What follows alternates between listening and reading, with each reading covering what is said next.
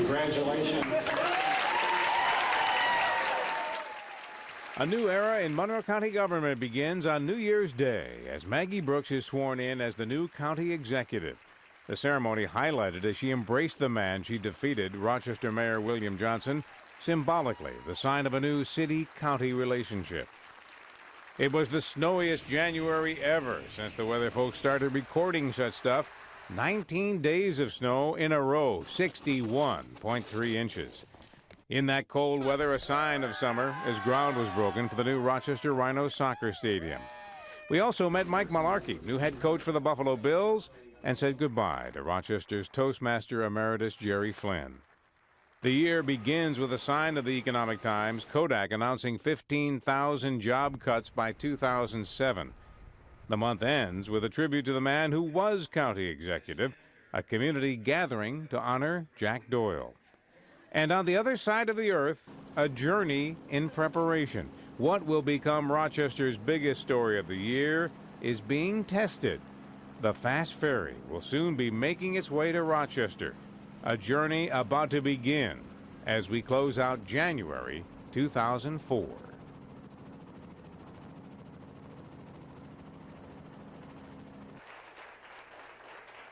A loss to the community hits us early in the month. County Legislature President Dennis Pelletier collapses and dies while giving a speech in Albany. A car-train collision occurs and would occupy much of the news in 2004. Gene and Jack O'Connor killed when their car is struck by a CSX train. The crossing signals malfunction. An investigation would later show the train crew and CSX was at fault. Buildings and jobs in the news as Tyco announces plans to close its Macedon plant in July. 200 jobs lost. We learned the VA hospital in Canandaigua will stay open, and more jobs nearby in Farmington as Racino opens at the Finger Lakes Racetrack. Another loss for the community with the passing of local entertainment critic Bill Klein in February. The death penalty this month overturned for Angel Mateo. And Rochester joins a nationwide controversy as crowds rush to the theaters to see The Passion of the Christ. Controversy on campus, players suspended after a brawl during a basketball game between Nazareth and St. John Fisher. And half a world away, a boat begins a journey from Australia to the port of Rochester. Little would we know how much it would dominate the news right through the end of the year. A brief look at February 2004.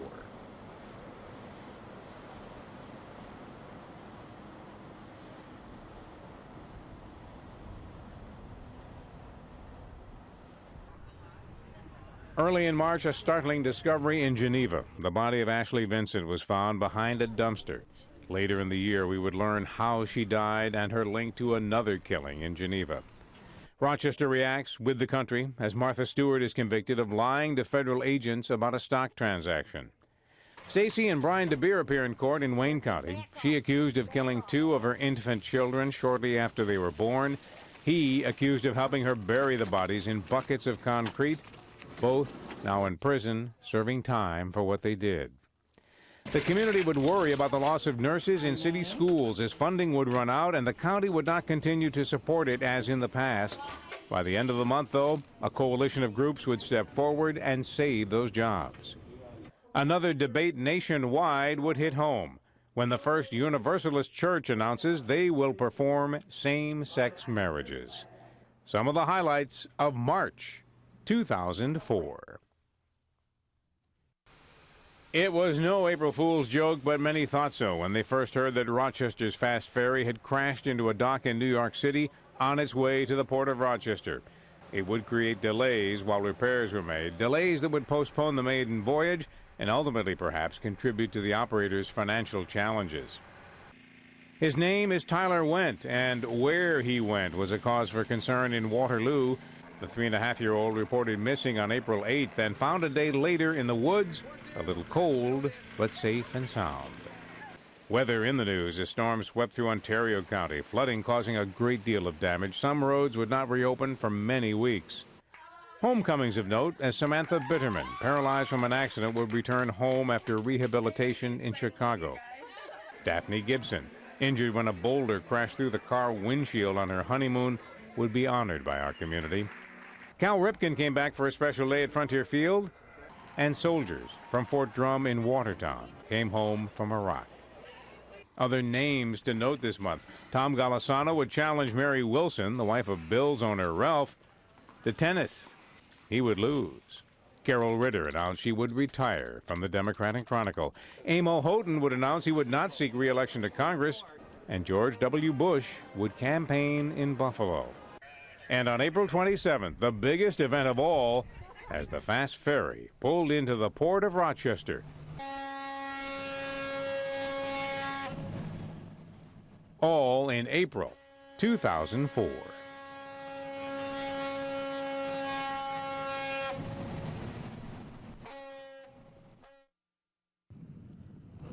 The war in Iraq would hit home several times in 2004. May was one of them. Funeral services for Michael Pernicelli, killed in action in April.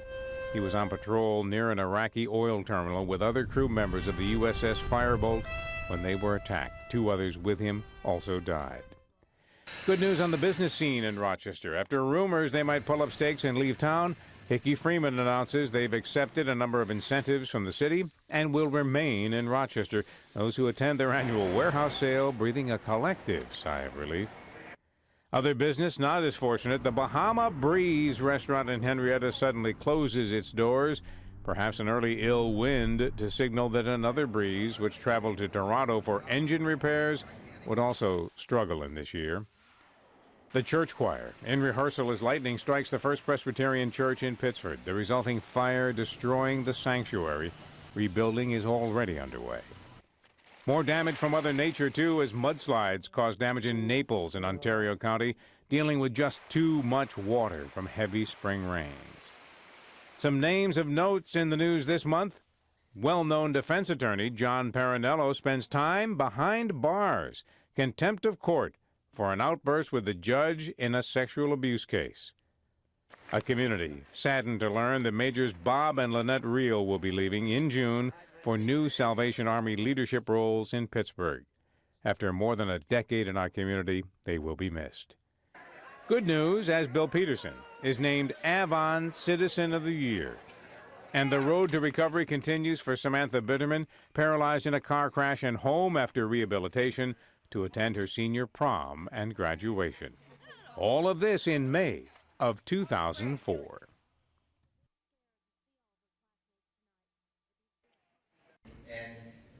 People much in the spotlight in the month of June. The month begins with honors for RIT President Dr. Al Simone, who receives the annual Civic Award from the Rochester Rotary Club. Comedian, actor Bill Cosby, long known for his association with Jell-O, comes to the home of Jell-O, Leroy, New York, to visit the Jell-O Museum and have a little fun with those who came to greet him. The community would honor Bishop Matthew Clark as he celebrated his 25th anniversary as bishop of the local Catholic diocese. Passings this month include well-known political leader Ray Santarocco, and Rochester would join the nation in mourning the passing of former President Ronald Reagan. Another business closing of note, Pillings Baby Furniture, a local fixture for decades, closes its doors. And flames visible for miles the night fire destroyed the old Clean Bright plant in the city. In sports, Locust Hill Country Club would welcome the Ladies Professional Golf Tour for the 28th year. We would welcome back Annika Sorenstam, and Kim Saki would be this year's champion. And the maiden voyage of Rochester's Fast Ferry would set sail for a gala celebration in Toronto. The Rotary Clubs of both cities sponsoring the event. The moment we had waited for had finally arrived. Little did we know this impressive vessel would be dead in the water just 3 months later. All of this in June of 2004.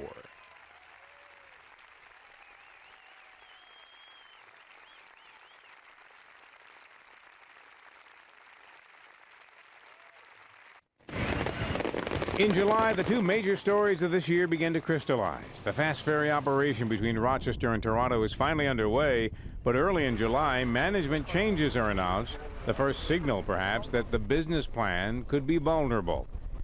Early in July, Tom Wilmot unveils his plan for a downtown casino utilizing the old Sibley building and Sibley Tower and the site of what is now Midtown Plaza. By year's end, both would continue to dominate the news. We watched the skies over the Rochester airport to see a military air show, a demonstration of American power. We watched the 98th Division leave for Iraq, a demonstration that our country continues to fight the war on terror for real. Names in the news this month include the Reverend Raymond Graves, longtime community activist, announcing his plans to retire. And we met the new leaders of the Salvation Army, Charles and Christine Dietrich. And we mourned the passing of Judge Arthur Curran and former Kodak CEO Kay Whitmore. We learned the old Rochester Psychiatric Building on Elmwood Avenue has finally been sold. The vacant structure is still standing, and by year's end, we still aren't sure what the future use of that site will be. The Buffalo Bills come to town for training camp at St. John Fisher. High hopes would disappear when the season finally began, but by year's end, playoff hopes would be resurrected after they turned early losses around. Summer in Rochester, July of 2004.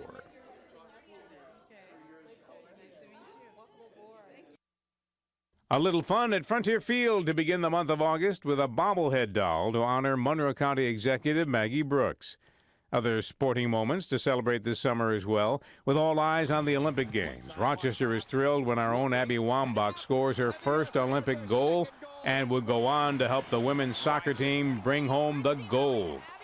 In business, the Mario Daniele family reminds us we are all their special guests at their newest Basil's restaurant, a brand new building on Irondequoit Bay at the site of the old Bounty Harbor. Utilities remind us of changes in 2004. We need to make sure our cell phones are changed from the 716 to the 585 area code. And we learned by year's end we must choose who will supply our electricity. Voice your choice would be a common phrase in December. More losses to our community in the summer as local pilot Bill Law, well known for his aviation school at the Rochester airport, is killed when his plane crashes in Clarkson.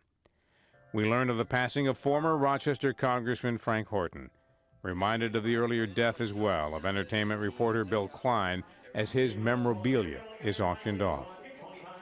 He left after a controversial statement about the mayor during the race for Monroe County Executive. And in August, Bob Lonsberry returns to his daily talk show on WHAM radio.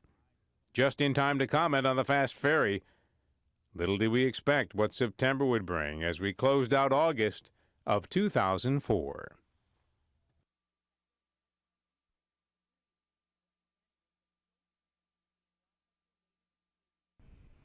The Port of Rochester would be home to news reporters from September through year's end. After welcoming the breeze to town and celebrating the new service to Toronto, after dealing with engine problems, repairs, and scheduling hassles, and a new management team, the fast ferry suddenly suspends operations. We would spend the rest of the year in debate over this ship. Heavy rainfall would create numerous problems in September. Areas on the west side especially hard hit as crews dealt with problems in Hilton, Spencerport, Brockport, and Greece. Could there be another viable challenge to the mighty Wegmans supermarket chain? Many flock to Martin's new superstore in Parrington to find out. No word yet if they plan to expand to other communities. And another loss to Greater Rochester with the passing of Catherine Kehoe, president of St. John Fisher College, a visionary leader who brought the Buffalo Bills to campus for their summer training, symbolic of her efforts to expand the school and enhance its image. A brief look at September 2004 in our community.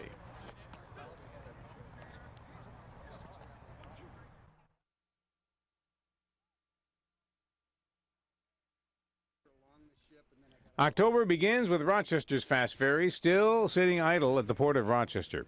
You can get a better look at it from the new O'Rourke Bridge over the Genesee River, which officially opens to traffic. It replaces the old Stutson Street Bridge. No fast ferry to Canada, but many make the trip by bus to get flu shots and to save money on prescription drugs. Brian DeBeer's trial begins in Ontario County. His wife already in jail for killing 2 of her newborns. He would be convicted of helping her encase an infant in concrete. The war in Iraq hits home again as we learn of the death of Brian Schramm. Many community and school events would honor his memory. A long-time tradition will be changing as we learn that Wells College along the shores of Cayuga Lake would no longer be for women only. The school announces plans to begin admitting men. Some students would protest, some would go to court, but a ruling in December would clear the way, a judge saying it was necessary to keep the school solvent. Comedian Jay Leno would come to town for an appearance at the Eastman Theater, all of this to benefit lifetime assistance.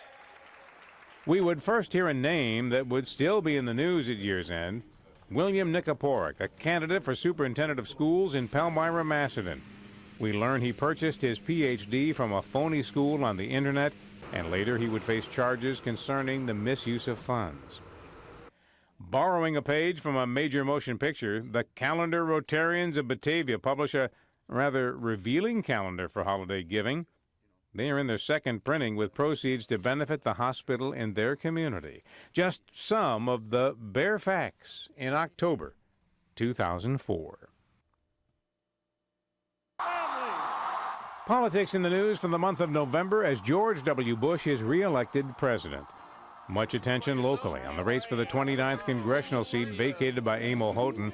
State Senator Randy Kuhl survives revelations about his personal life to defeat Democrat Samra Barron.